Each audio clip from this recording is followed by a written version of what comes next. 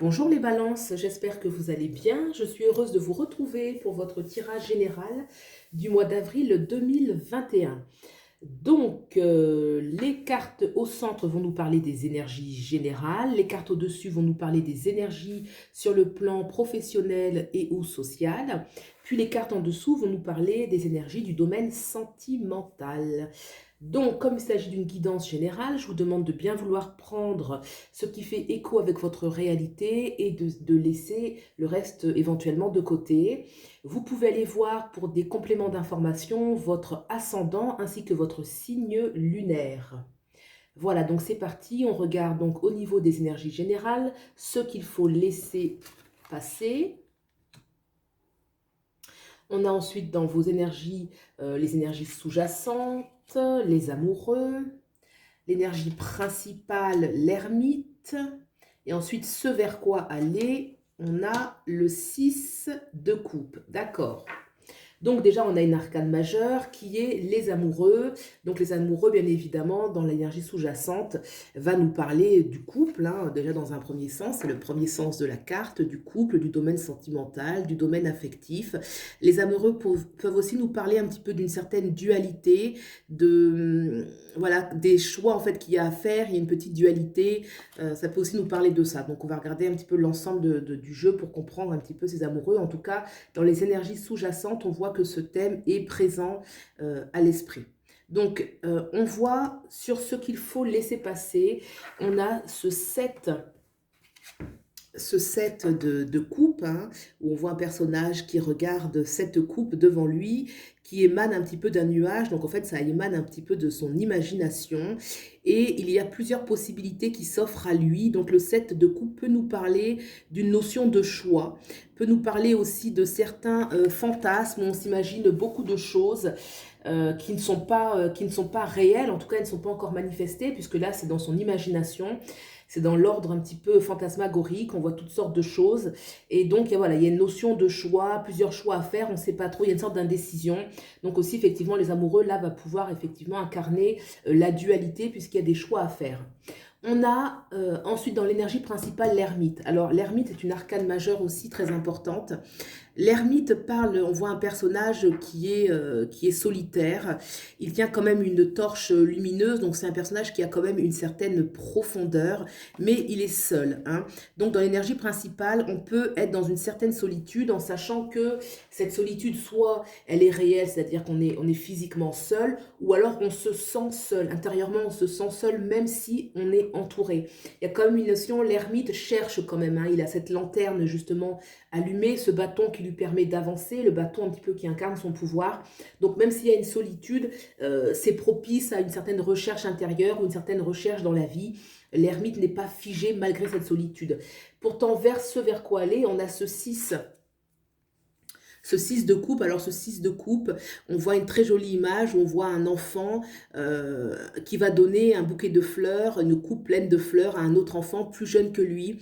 Donc ça parle d'une énergie de solidarité, ça parle d'une énergie d'affect, de sincérité, d'utilité aussi, hein, puisque voilà, on apporte à l'autre une énergie d'échange où on est capable de donner, on est capable aussi de recevoir. Donc voilà, aller vers quelque chose qui nous parle de lien social, de lien humain, qui viennent un petit peu contraster cette ermite qui là peut se sentir seul, vraiment une aspiration vers plus d'échanges. On va regarder maintenant, puisque là il s'agissait des énergies générales, on va regarder un petit peu les énergies qui se dessinent sur le plan professionnel et ou social. Alors, ce qu'il faut laisser passer.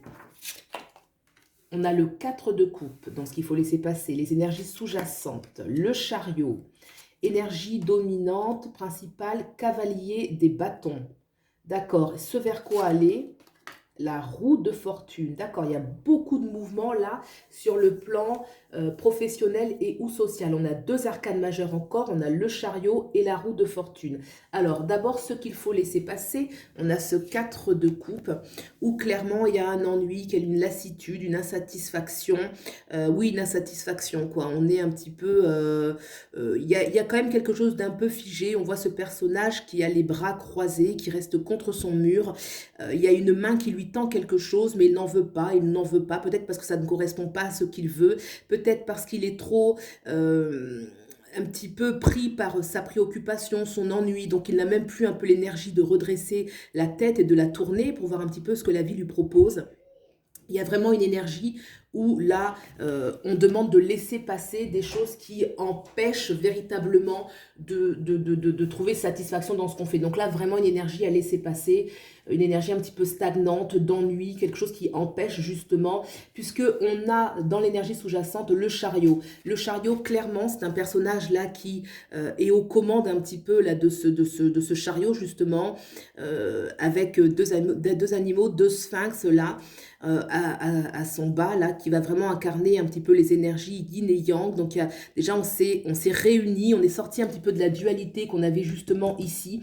Là le chariot, on commence déjà à rassembler ses énergies, rassembler ses forces pour justement prendre de l'avant. Le chariot, c'est une énergie très dynamique qui annonce du mouvement, qui annonce du mouvement. Mais alors le chariot, c'est vrai que c'est quelque chose que l'on doit initialiser. C'est pas quelque chose qui se fait tout seul. Et c'est important de franchir le pas, puisque on a juste derrière, dans les énergies principales, le cavalier des bâtons. Et là, le cavalier des bâtons, on voit par ce mouvement justement que là, il est armé avec un cheval qui est au galop. Donc là, on s'y va, on fonce, on reprend un peu son pouvoir, son énergie, son côté peut-être un petit peu guerrier, et on va défendre ses intérêts, on va défendre ce que l'on souhaite manifester, hein, avec ce bâton qui nous parle aussi de la matière, de son pouvoir, de ce qu'on veut incarner dans la matière.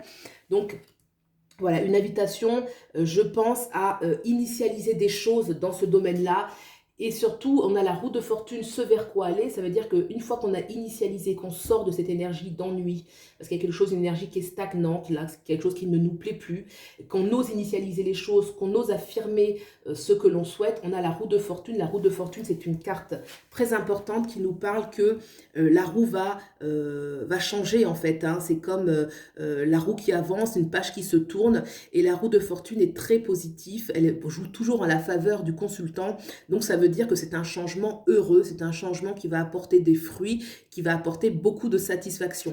C'est une énergie très dynamique qu'on a ici.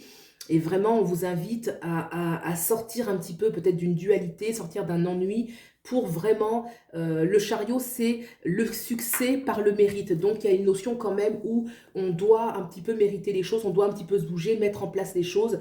D'où aussi ce cavalier qui est armé, hein, donc il est vaillant, il est courageux, il ose affirmer ce qu'il souhaite, et la roue de fortune va apporter justement ce changement. La vie va s'adapter à ces nouveaux souhaits, cette nouvelle perspective, et les choses vont aller en notre faveur. Voilà, donc on va regarder tout de suite maintenant le domaine sentimental, ce qu'il faut laisser passer. Le 2 de bâton, ce qu'il faut laisser passer. D'accord. Ensuite, ce vers quoi aller? On a le 6 de denier. Énergie principale, le 4 de bâton. Là, il y en avait deux qui sont sortis. La mort et le mat, d'accord. Donc là, on a deux arcanes majeures dans ce vers quoi aller. La mort et le mat. Alors, dans ce qu'il faut laisser passer, on a ce 2 de bâton. Ce 2 de bâton, c'est une personne qui regarde peut-être trop vers le passé, une petite nostalgie, comme si elle attendait peut-être un peu le retour de quelque chose.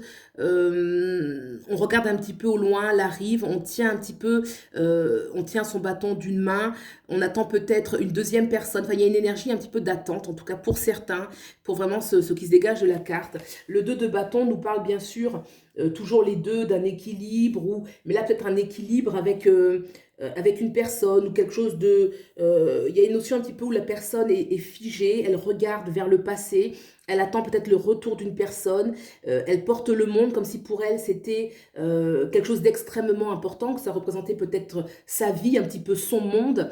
Et là on demande un petit peu de sortir de cette attente, hein. Il y a une énergie un peu figée qui regarde trop vers le passé. Voilà.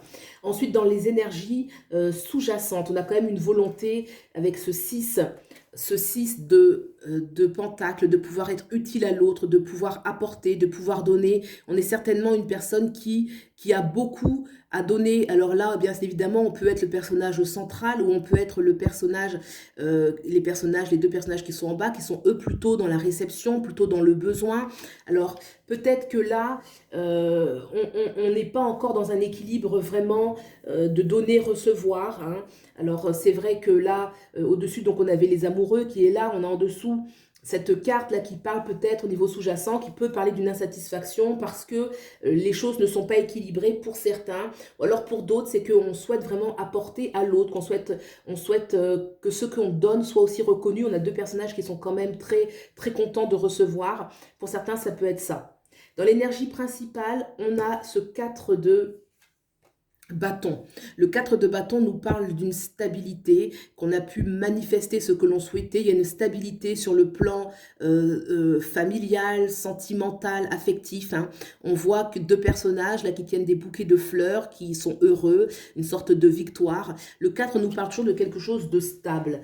On a quand même la capacité d'ancrer quelque chose de nouveau, sur de nouvelles bases. D'accord? Alors, ce vers quoi aller? On a cette carte, la mort, qui est une carte majeure, qui est quand même très importante, très significative.